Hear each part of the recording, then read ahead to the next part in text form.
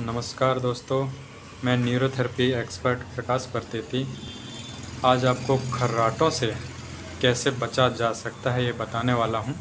एक सिंपल सा उपाय आपके गर्दन पे, आपको ये हिस्सा पे आपको ऊपर से नीचे 20 बार पहले बाएं तरफ रब करना है, फिर आपके दाएं तरफ। कैसे रब करेंगे?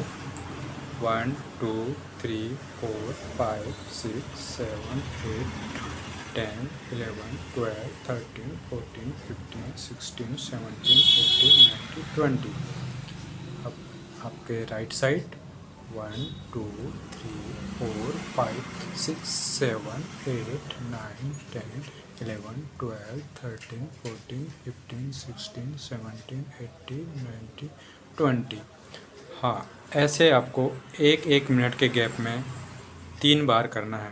पहले 20 बार लेफ़्ट साइड, फिर 20 बार ऊपर से नीचे रब करना है राइट साइड। यदि आप ऐसे एक मिनट के गैप में 3 बार करते हैं और दिन में आप इसको 3 बार कर सकते हैं ऐसे, तो निश्चित ही हो सकता है कि पहले ही दिन से आपके खर्राटे, जो नींद में आप खर्राटे मारते हैं, वो कम हो जाएं, या फिर आपको 1 वीक के अंदर डेफिनेटली आपके खर्राटे कम हो जाएंगे।